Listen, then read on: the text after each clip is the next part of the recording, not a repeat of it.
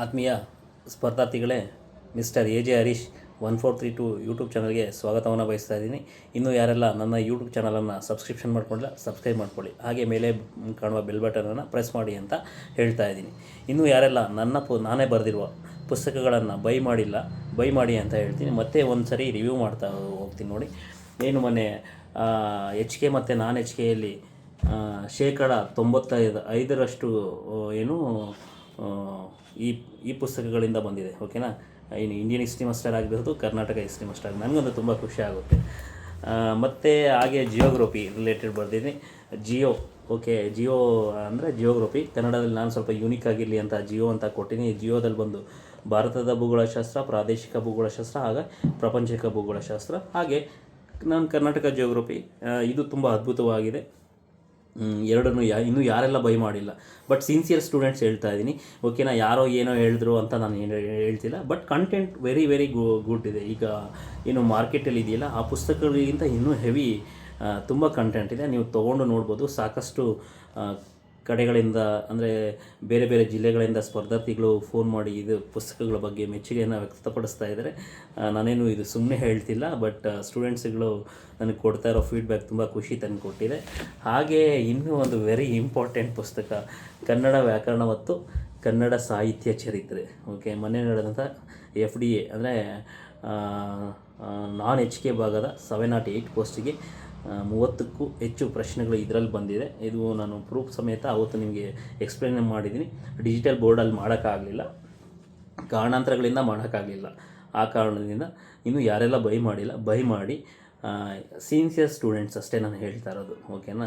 ಸುಮ್ಮನೆ ಹೇಳ್ತಾರಲ್ಲ, ಸುಮ್ಮನೆ ಬಂದ ಪುಟ್ಟ ಓದ ಪುಟ್ಟ ಅಂಥವ್ರಿಗೆ ನಾನು ಏನು ಸಜೆಷನ್ ಕೊಡೋಕ್ಕಾಗಲ್ಲ. ಯಾರು ಸಿನ್ಸಿಯರಾಗಿ ಓದ್ತಿರ್ತಾರೋ ಆ ವಿದ್ಯಾರ್ಥಿಗಳಿಗೆ ನಾನು ಹೇಳ್ತಾ ಇದ್ದೀನಿ. ಓಕೆನಾ? ನೆನ್ನೆ ಹೇಳಿದ ಪ್ಲಾನ್ ಎ ಮತ್ತು ಪ್ಲಾನ್ ಬಿ ಬಗ್ಗೆ ಎಕ್ಸ್ಪ್ಲೇನ್ ಮಾಡ್ತಾ ಹೋಗ್ತೀನಿ. ಪ್ಲಾನ್ ಎದಲ್ಲೂ ನೀವು ಸ್ಪರ್ಧಾರ್ಥಿನೇ, ಪ್ಲಾನ್ ಬಿ ಯಲ್ಲೂ ಸ್ಪರ್ಧಾರ್ಥಿನೇ. ಏನಪ್ಪ ಇದು ವಿಶೇಷತೆ? ಪ್ಲಾನ್ ಬಿ ಎ ಹೇಳ್ತೀನಿ ಅಂತ ಇಲ್ಲಿ ನೀವು ಸ್ಪರ್ಧಾರ್ಥಿ ಅಂತ? ಹೌದು, ಪ್ಲಾನ್ ಬಿ ಹೇಳ್ತೀನಿ. ಪ್ಲಾನ್ ಬಿ ಯಲ್ಲೂ ನೀವು ಸ್ಪರ್ಧಾರ್ಥಿಯೇ ಆಗಿರ್ತೀರ, ಪ್ಲಾನ್ ಎಲ್ಲೂ ಸ್ಪರ್ಧಾರ್ಥಿನೇ ಆಗಿರ್ತೀರ. ಓಕೆ, ಪ್ಲಾನ್ ಎ ಏನಪ್ಪ ಅಂದರೆ, ನೀವು ಇಲ್ಲಿ IAS ಮತ್ತು KS ಸ್ಟಡಿ ಮಾಡೋಕ್ಕೆ ಬಂದಿರ್ತೀರ. ಸಾಕಷ್ಟು ದಿನಗಳು ಕಳೆದಿರುತ್ತೆ. ಸಾಕಷ್ಟು ಅಂದರೆ ನಮ್ಮ ಸೆಂಟ್ರಲ್ ಗೌರ್ಮೆಂಟ್ ಎಕ್ಸಾಮ್ಸ್ ಆಗ್ತಾ ಇರುತ್ತೆ, ಬಟ್ ಸ್ಟೇಟ್ ಗೌರ್ಮೆಂಟ್ ಸ್ವಲ್ಪ ಡಿಲೇ ಆಗುತ್ತೆ. ಇನ್ನು ನೋಡಿ, ನಮ್ಮ ಸ್ಪರ್ಧಾರ್ಥಿಗಳು ಏನಪ್ಪ ಅಂದರೆ ಓನ್ಲಿ ಸ್ಟೇಟ್ ಗೌರ್ಮೆಂಟ್ಗೆ ಫೋಕಸ್ ಮಾಡ್ತಾರೆ, ಸೆಂಟ್ರಲ್ ಗೌರ್ಮೆಂಟ್ಗೆ ಫೋಕಸ್ ಕಡಿಮೆ ಮಾಡ್ತಿದ್ದಾರೆ. ಇದನ್ನು ಬೇರೆ ಬೇರೆ ರಾಜ್ಯಗಳು ಅವರು ತುಂಬ ಟ್ಯಾಕಲ್ ಮಾಡ್ಕೊಳ್ತಾ ಹೋಗ್ತಾ ಇದ್ದಾರೆ. ಯಾವುದು ನಮ್ಮ ನಾರ್ತ್ ಸ್ಟೇಟ್ಸ್ ಆಗಿರ್ಬೋದು, UP ಆಗಿರ್ಬೋದು, ಬಿಹಾರ ಆಗಿರ್ಬೋದು, ಅಸ್ಸಾಂ ಆಗಿರ್ಬೋದು, ಎಲ್ಲ ಬ್ಯಾಂಕಿಂಗ್ ಸೆಕ್ಟರ್ ಆಗಿರ್ಬೋದು, SSCಯಲ್ಲಿ ಆಗಿರ್ಬೋದು, RRBಯಲ್ಲಿ ಆಗಿರ್ಬೋದು, ರೈಲ್ವೆಯಲ್ಲಿ ಆಗಿರ್ಬೋದು, ಬ್ಯಾಂಕಿಂಗ್ ಸೆಕ್ಟರಲ್ಲಿ ಆಗಿರ್ಬೋದು, ಈ ಎಲ್ಲ ಏನಪ್ಪ ಅಂದರೆ ತುಂಬ ಇದಕ್ಕೆ ಒತ್ತನ್ನು ಕೊಡ್ತಾ ಇದ್ದಾರೆ. ಯಾರು? ನಾರ್ತ್ ಸ್ಟೇಟ್ ಆಗಿರ್ಬೋದು, ಆಂಧ್ರ ಪ್ರದೇಶ ಆಗಿರ್ಬೋದು, ತಮಿಳ್ನಾಡು ಆಗಿರ್ಬೋದು. ಯಾಕೆ ನಮ್ಮ ಕರ್ನಾಟಕ ಈ ಎಕ್ಸಾಮ್ಸ್ಗೆ ಮಹತ್ವ ಕೊಡ್ತಾ ಇಲ್ಲ? ಇದಕ್ಕೆ ಯಾಕೆ ತಯಾರಿ ಮಾಡ್ತಾ ಇಲ್ಲ? ಓಕೆನಾ? ಇದನ್ನು ಫೋಕಸ್ ಮಾಡಿ. ಪ್ಲಾನ್ ಎ ಇದೆಯಲ್ಲ, ಇಲ್ಲಿ ನೀವು ಸ್ಪರ್ಧಾರ್ಥಿಗಳಾಗಿರ್ತೀರ, ಮತ್ತು ಪ್ಲಾನ್ ಬಿ ಯಲ್ಲೂ ಸ್ಪರ್ಧಾರ್ಥಿಗಳೇ ಆಗಿರ್ತೀರ. ಬಟ್ ಪ್ಲಾನ್ ಎಗೆ ಮತ್ತು ಪ್ಲಾನ್ ಬಿ ಯಾವ ರೀತಿ ಲಿಂಕ್ ಇದೆ ಅಂತ ಹೇಳ್ತಾ ಹೋಗ್ತಿರ್ತೀನಿ. ನೋಡಿ, ಫಾರ್ ಎಕ್ಸಾಂಪಲ್, ಇಲ್ಲಿ ಪ್ಲಾನ್ ಎ ಏನಪ್ಪ, ಎಕ್ಸಾಮ್ಗೆ ತಯಾರಿ ಮಾಡೋಕ್ಕೆ ಬಂದಿರೋ ಸ್ಪರ್ಧಾರ್ಥಿಗಳೇ ಪ್ಲಾನ್ ಬಿ ಯನ್ನು ಮಾಡಿದ್ದಾರೆ ಸಾಕಷ್ಟು. ಏನಪ್ಪ ಅಂದರೆ ಬಿ ಅಂತ ಹೇಳ್ತಾ ಇದ್ದೀನಿ, ಗೊತ್ತಾ? ಬಿ ಅಂದರೆ ಬಿಸ್ನೆಸ್. ಉದಾಹರಣೆಗಳು ಸಾಕಷ್ಟು ಕೊಡ್ತಾ ಹೋಗ್ತೀನಿ. ಈಗ ಯಾರೋ ಒಬ್ಬ ವ್ಯಕ್ತಿ, ಅಥವಾ ಫಾರ್ ಎಕ್ಸಾಂಪಲ್ ನಾನೇ ಆಗಿರಬಹುದು, ನನ್ನ ಫ್ರೆಂಡ್ಸ್ ಆಗಿರ್ಬೋದು, ಅಥವಾ ನಿಮ್ಮ ಫ್ರೆಂಡ್ಸ್ ಆಗಿರಬಹುದು, ಪ್ಲಾನ್ ಎಲ್ಲಿ ಕೆಲವೊಬ್ಬರು ಸಕ್ಸಸ್ ಆಗಿ ಏನು ಕರ್ನಾಟಕದ ಸ್ಟೇಟ್ ಗೌರ್ಮೆಂಟಲ್ಲಿ ಯಾವುದೋ ಒಂದು ಡಿಪಾರ್ಟ್ಮೆಂಟಲ್ಲಿ ವರ್ಕ್ ಮಾಡ್ತಾ ಇರ್ತಾರೆ. ಹಾಗೆ ಬೇರೆ ಸೆಂಟ್ರಲ್ ಗೌರ್ಮೆಂಟಲ್ಲಿ ವರ್ಕ್ ಮಾಡ್ತಾ ಇರ್ತಾರೆ. ಇನ್ನೂ ಸಾಕಷ್ಟು ಜನ ಉಳ್ಕೊಂಡಿರ್ತಾರೆ. ಅದರಲ್ಲಿ ಯಾರು ಸಿನ್ಸಿಯರ್ ಆಗಿ ವರ್ಕ್ ಮಾಡಿರ್ತಾರೆ ಅಂದರೆ ಸ್ಟಡಿ ಮಾಡ್ತಿರ್ತಾರೆ. ಓಕೆನಾ? ನಾನು ಒಂದು ಭರವಸೆ ಕೊಡಬಲ್ಲೆ ಸ್ಪರ್ಧಾರ್ಥಿಗಳೇ, ಯಾರು ಎಲ್ಲ ಸ್ಪರ್ಧಾತ್ಮಕ ಪರೀಕ್ಷೆಯನ್ನು ಸ್ಟಡಿ ಮಾಡ್ತಾ ಇರ್ತೀರಲ್ಲ, ಸಿನ್ಸಿಯರಾಗಿ ಸ್ಟಡಿ ಮಾಡ್ತಿರ್ತಾರಲ್ಲ, ಅವರಿಗೆ ಜೀವನ ಏನು ಅಂತ 100% ಕಲಿಸ್ಕೊಡುತ್ತೆ. ಇದು ನಮ್ಮ ಸ್ಪರ್ಧಾತ್ಮಕ ಪರೀಕ್ಷೆಗೆ ಯಾರೆಲ್ಲ ತಯಾರಿ ನಡೆಸಿರ್ತೀರಲ್ಲ, ಅವರು ಜೀವನ ಅಂದರೆ ಏನು, ಜೀವನ ಯಾವ ರೀತಿ ರೂಪಿಸ್ಕೊಳ್ಬೇಕು, ಜೀವನವನ್ನು ಯಾವ ರೀತಿ ಕಟ್ಕೊಳ್ಬೇಕು ಅನ್ನೋ ಒಂದು ನಿಮಗೆ ಇದನ್ನು ಪಾಠ ಕಲಿಸ್ಕೊಡುತ್ತೆ ಜೀವನದಲ್ಲಿ. ಏನು ಇಲ್ಲಿ ಸಕ್ಸಸ್ ಆದವರು ಓಕೆ, ಸಕ್ಸಸ್ ಆಗದೆ ಸಿನ್ಸಿಯರಾಗಿ ಯಾರು ಫೇಲ್ಯೂರ್ ಆಗಿ ಮತ್ತು ಅದರಲ್ಲೇ ಮುಂದುವರೆದಿರ್ತಾರಲ್ಲ, ಅದನ್ನೇ ನಾನು ಪ್ಲಾನ್ ಬಿಗೆ ತೊಗೊಂಡಿದ್ದೀನಿ. ಫಾರ್ ಎಕ್ಸಾಂಪಲ್ ನೋಡಿ, ಈಗ ಡೆಲ್ಲಿ ಮತ್ತು ಹೈದರಾಬಾದ್, ಬೆಂಗಳೂರಿನಲ್ಲಿ ಕೋಚಿಂಗ್ ಸೆಂಟರ್ ಅಂದರೆ ಕೋಚಿಂಗ್ ತೊಗೊಂಡಿರ್ತಾರೆ. ಆ ವಿದ್ಯಾರ್ಥಿಗಳು ಏನು ಮಾಡ್ತಾರೆ ಅಂದರೆ, ಅಲ್ಲಿ IAS ಮತ್ತು KSಗೆ ಸಕ್ಸಸ್ ಆಗಿರಲ್ಲ, ಬಟ್ ಇಂಟರ್ವ್ಯೂ ಕೊಟ್ಟಿರ್ತಾರೆ. ಅಲ್ಲಿ ತನಕ ಅಂದರೆ ಪ್ರಿಲಿಮ್ಸ್ ಕ್ಲಿಯರ್ ಮಾಡಿ, ಮೇನ್ಸ್ ಕ್ಲಿಯರ್ ಮಾಡಿ ಇಂಟರ್ವ್ಯೂ ಕೊಟ್ಟಿರ್ತಾರೆ, ಅಲ್ಲಿ ಸಕ್ಸಸ್ ಆಗಿರಲ್ಲ. ಅಂಥ ವಿದ್ಯಾರ್ಥಿಗಳು ಏನು ಮಾಡ್ತಾರೆ, ಅಂಥ ಸ್ಪರ್ಧಾರ್ಥಿಗಳು ಏನು ಮಾಡ್ತಾರೆ ಅಂದರೆ ತನ್ನದೇ ಆದ ಓನ್ ಬಿಸ್ನೆಸ್ ಮಾಡ್ತಾರೆ. ಫಾರ್ ಎಕ್ಸಾಂಪಲ್ ನೋಡಿ, ಸಾಕಷ್ಟು ಈಗ ನೋಡಿ ವಿಜಯನಗರದಲ್ಲಿ ಸುಮಾರು ಅಂದರೆ ವಿಜಯನಗರ, ಚಂದ್ರಲೇಔಟು, ಧಾರವಾಡದಲ್ಲಿ ಇದೆ ಅಂದರೆ ಯಾರು ಸ್ಪರ್ಧಾತ್ಮಕ ಪರೀಕ್ಷೆಗಳನ್ನು ಓದ್ಕೊಂಡು ಸಕ್ಸಸ್ ಆಗಿಲ್ಲ ಅವರೇ ಏನು ಸ್ಪರ್ಧಾತ್ಮಕ ಪರೀಕ್ಷಾ ತರಬೇತಿ ಕೇಂದ್ರಗಳನ್ನು ಓಪನ್ ಮಾಡಿದ್ದಾರೆ. ಅಲ್ಲಿ ಸಾಕಷ್ಟು ಹಣ ಗಳಿಕೆ ಮಾಡ್ತಿದ್ದಾರೆ. ಓಕೆನಾ, ಉದಾಹರಣೆಗಳು ಸಾಕಷ್ಟಿದ್ದಾವೆ. ಹಾಗೆ ನೋಡಿ, ಸ್ಪರ್ಧಾತ್ಮಕ ಪರೀಕ್ಷೆಯಲ್ಲಿ ಯಾರೆಲ್ಲ ಏನು ಪ್ರಿಲಿಮ್ಸು ಮೇನ್ಸು ಬರೆದು ಇಂಟರ್ವ್ಯೂ ಕೊಟ್ಟಿರ್ತಾರೆ ಅವರೇ ಸ್ಪರ್ಧಾತ್ಮಕ ಪುಸ್ತಕಗಳನ್ನು ಬರೀತಿದ್ದಾರೆ. ಓಕೆನಾ, ಇನ್ನೂ ಹೇಳ್ತೀನಿ ನೋಡಿ, ಸ್ಪರ್ಧಾತ್ಮಕ ಪರೀಕ್ಷೆಗೆ ಏನು ಪ್ಲಾನ್ ಎಗೆ ಪ್ಲಾನ್ ಬಿಗೆ ಏನಪ್ಪ ಡಿಫ್ರೆಂಟ್ ಅಂದರೆ, ಈಗ ಚಂದ್ರ ಲೇಔಟಲ್ಲಿ ಸಾಕಷ್ಟು ಏನಪ್ಪ ಸ್ಪರ್ಧಾತ್ಮಕ ಪರೀಕ್ಷೆಗಳ ಏನು ಸ್ಟೂಡೆಂಟ್ಸ್ ಇದ್ದಾರಲ್ಲ ಅವ್ರೇನು ಮಾಡ್ತಿದ್ದಾರೆ ಅಂದರೆ ತನ್ನದೇ ಆದ ಅಂದರೆ ಇಲ್ಲಿ ಸಕ್ಸಸ್ ಆಗಿಲ್ಲ ಇನ್ ಕೇಸ್ ಪ್ಲಾನ್ ಬಿ ಮಾಡ್ತಿದ್ದಾರೆ. ಏನಪ್ಪ ಹೋಟೆಲ್ ಬಿಸ್ನೆಸ್ ಸ್ಟಾರ್ಟ್ ಮಾಡಿದ್ದಾರೆ. ಓಕೆನಾ, ಡಾಟಾ ಎಂಟ್ರಿ ಓಪನ್ ಮಾಡಿದ್ದಾರೆ, ಮತ್ತು job related consultancy office open ಮಾಡಿದ್ದಾರೆ. ಓಕೆನಾ, ಜೊತೆಗೆ ಏನು B2B ಮಾಡ್ತಿದ್ದಾರೆ, ಬಿಸ್ನೆಸ್ ಟು ಬಿಸ್ನೆಸ್ ಮಾಡ್ತಿದ್ದಾರೆ, B2C ಮಾಡ್ತಿದ್ದಾರೆ. ಓಕೆನಾ, ಈ ರೀತಿ ಬೇರೆ ಬೇರೆ ರೀತಿಯನ್ನು ಅಡಾಪ್ಟ್ ಮಾಡ್ಕೊಂಡಿದ್ದಾರೆ.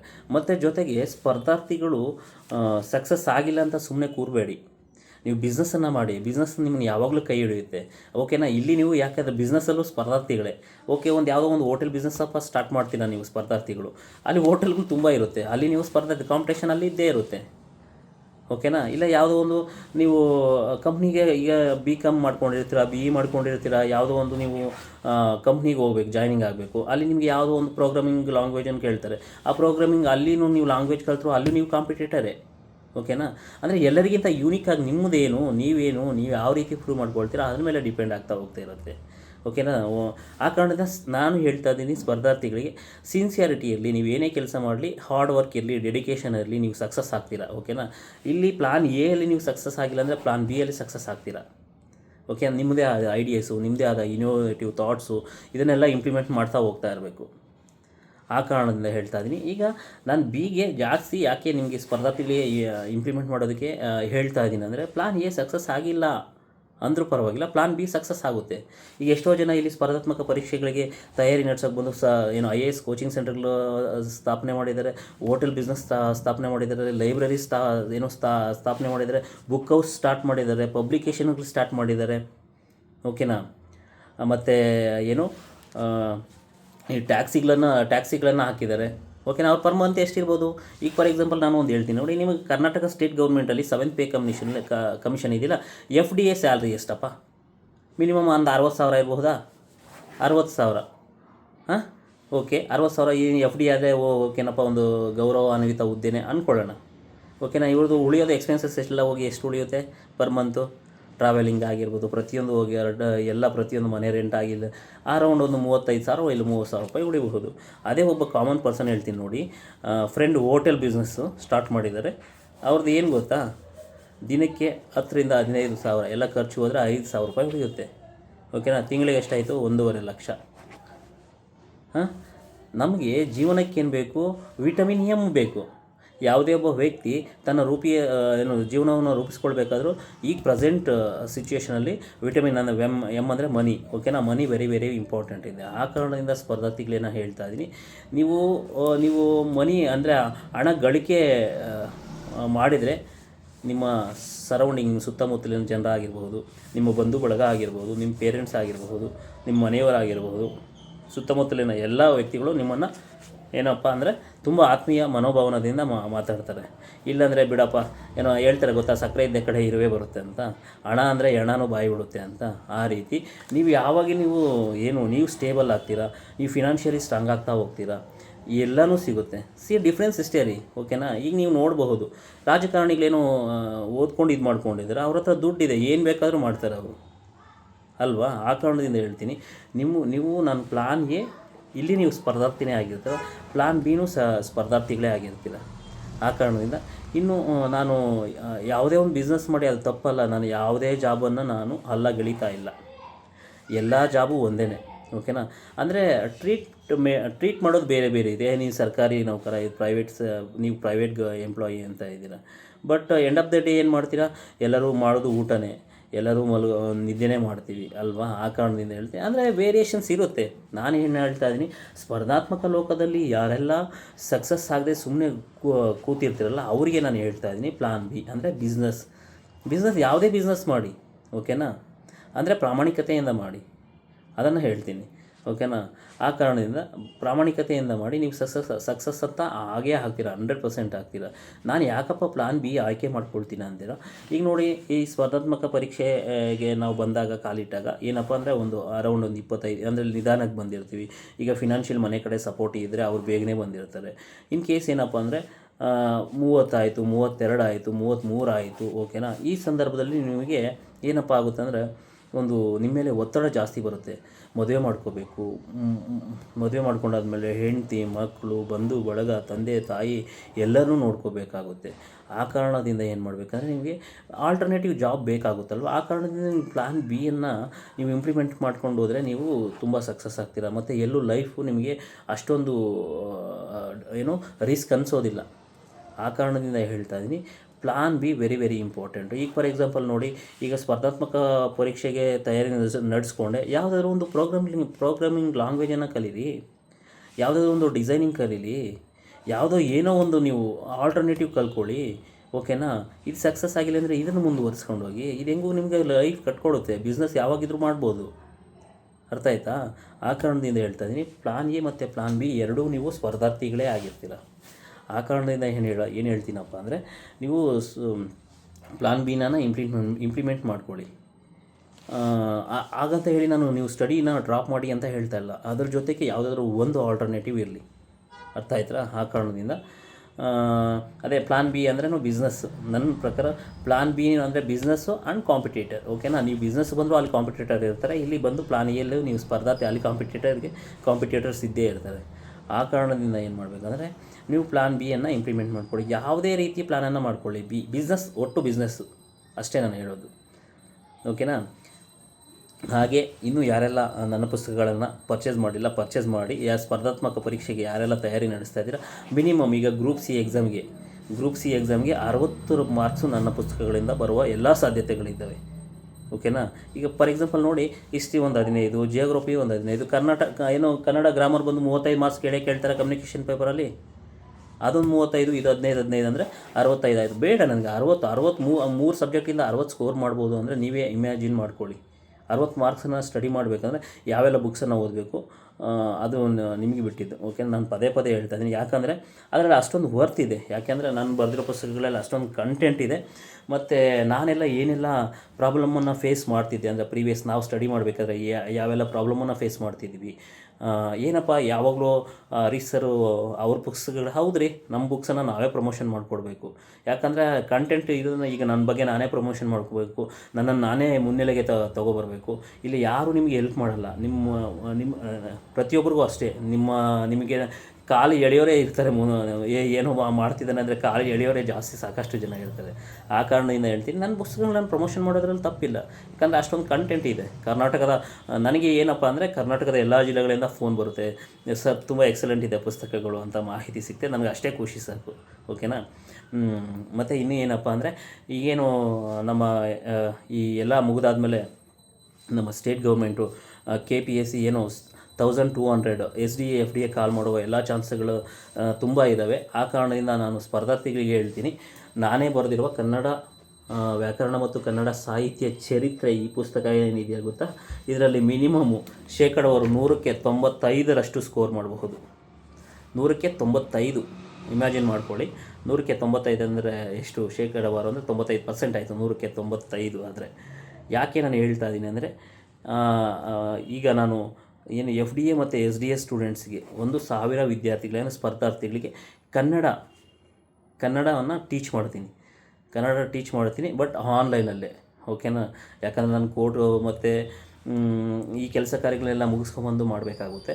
ಆ ಕಾರಣದಿಂದ ಅದಕ್ಕೆ ಆದ ಒಂದು ರೂಪುರೇಷೆಗಳನ್ನು ನಾನು ರೆಡಿ ಮಾಡ್ಕೊಳ್ತಾ ಇದ್ದೀನಿ. ಯಾವ ರೀತಿ ಮಾಡಬೇಕು, ಸ್ಪರ್ಧಾರ್ಥಿಗಳ ಜೊತೆ ಯಾವ ರೀತಿ ಇಂಟ್ರ್ಯಾಕ್ಟ್ ಮಾಡಬೇಕು ಅಂದ್ಬಿಟ್ಟು ನಾನೇ ಮಾಡ್ತಿದ್ದೀನಿ. ಏನೇ ಡೌಟ್ ಇರಬಹುದು, ನನ್ನ ನಂಬರ್ ಡಿಸ್ಪ್ಲೇ ಆಗಿರುತ್ತೆ. ಯಾವಾಗಲೂ ಸ್ಪರ್ಧಾರ್ಥಿಗಳು ಏನು ಕಾಲ್ ಮಾಡಿ ತಿಳ್ಕೋಬಹುದು, ಯಾವಾಗೆಲ್ಲ ಆಗುತ್ತೆ, ಏನು ಮಾಡಬೇಕು, ಯಾವ ಪುಸ್ತಕಗಳನ್ನು ರೆಫರೆನ್ಸ್ ಮಾಡಬೇಕು. ನೀವು ಬಿಲೀವ್ ಮಾಡ್ತಿರೋ ಇಲ್ಲ ನನಗೆ ಗೊತ್ತಿಲ್ಲ. ಸ್ಪರ್ಧಾರ್ಥಿಗಳಿಗೆ ನಾನು ಎಷ್ಟು ಟೈಮ್ ಕೊಡ್ತೀನೋ ನಾನು ಕೋರ್ಟ್ಗೂ ಅಷ್ಟು ಟೈಮ್ ಕೊಡೋದಿಲ್ಲ. ಓಕೆನಾ. ಯಾವುದೇ ಸ್ಪರ್ಧಾರ್ಥಿ ಕಾಲ್ ಮಾಡಿದ್ರು ಅವ್ರನ್ನ ಫಸ್ಟ್ ವಿಷಯ ಕೇಳಿ ಏನು ಮಾಡ್ತಿದ್ದಾರೆ ಎಲ್ಲ ಪ್ರತಿಯೊಂದು ಮಾಹಿತಿ ತಿಳ್ಕೊಂಡು ಅವ್ರ ಜೊತೆ ಸಂಭಾಷಣೆ ಮಾಡ್ತೀನಿ. ಅವರಿಗೆ ಏನು ಕರೆಕ್ಟ್ ಅನಿಸುತ್ತೋ ಅದನ್ನು ಇಂಟಿಮೇಟ್ ಮಾಡ್ತೀನಿ. ಆ ಕಾರಣದಿಂದ 1,000 ಸ್ಪರ್ಧಾರ್ಥಿಗಳಿಗೂ ನಾನು ಇದಕ್ಕೆ ಏನು ಕನ್ನಡ ಕಮ್ಯುನಿಕೇಷನ್ ಪೇಪರ್, ಸಂವಹನ ಪೇಪರ್ ಇದನ್ನು ಸ್ಪೆಸಿಫಿಕ್ ಪೇಪರ್ ಕನ್ನಡನೇ ಇರುತ್ತೆ, 100 ಮಾರ್ಕ್ಸ್ಗೆ ಇರುತ್ತೆ. FDA ಮತ್ತು SDಗೆ ಅದು ಯಾವುದು KPSC ನಡೆಸುತ್ತೆ. ಇದಕ್ಕೆ 1000 ಅಡ್ಮಿಷನ್ ನಾನು ತೊಗೊಳ್ತಾ ಇದ್ದೀನಿ. ನಾನು ಅಂದ್ಕೊಂಡಿದ್ದೀನಿ 1000ಕ್ಕೆ ಸ್ಟೂಡೆಂಟ್ಸನ್ನ ಅಡ್ಮಿಷನ್ ತೊಗೋಬೇಕು ಅಂತ ನನ್ನ ಪ್ಲಾನ್ ಇದೆ.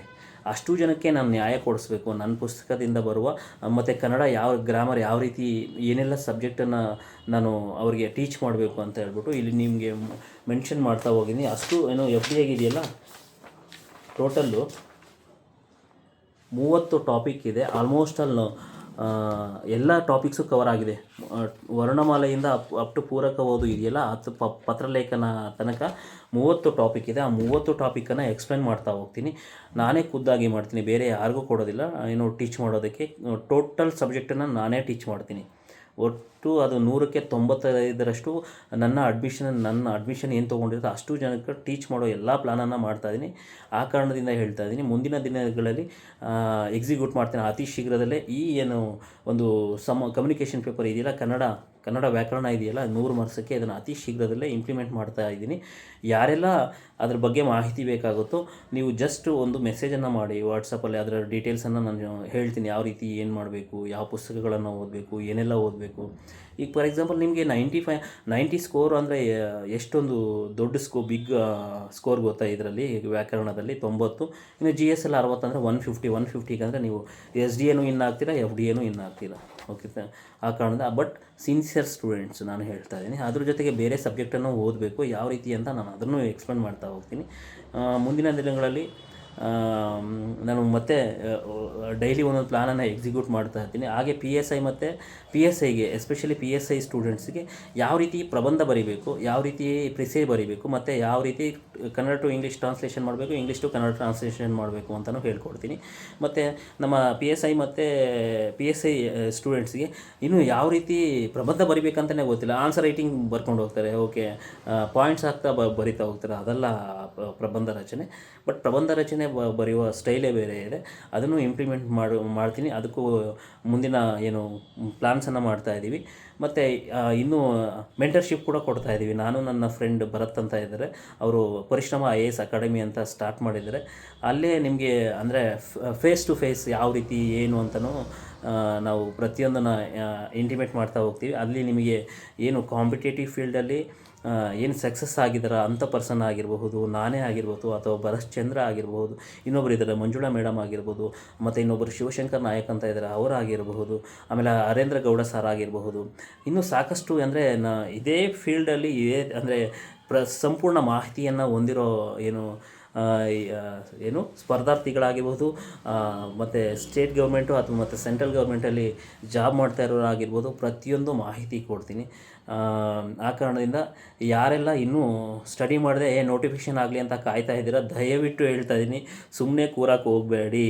ಓಕೆನಾ? ಹೆಂಗೆ ಆಗಿದೆ ಅಂದರೆ ಈಗ ನಮ್ಮ ಏನು ಕರ್ನಾಟಕ ಸರ್ಕಾರ ರಾಜಕೀಯ ಪರಿಸ್ಥಿತಿ ಹಾವು ಏನೇ ಆಟ ಆಗಿದೆ. ಅದು ಯಾವಾಗ ಏನಾಗುತ್ತೋ ಚಿತ್ರಣ ಗೊತ್ತಿಲ್ಲ. ಬಟ್ ಸಿನ್ಸಿಯರಾಗಿ ಅಲರ್ಟ್ ಆಗಿರಿ. Be like A soldier always ಅಂತ ಹೇಳ್ತಾ ಇಂದಿನ ಮಾತುಗಳನ್ನು ಮುಗಿಸ್ತಾ ಇದ್ದೀನಿ. ಧನ್ಯವಾದಗಳು.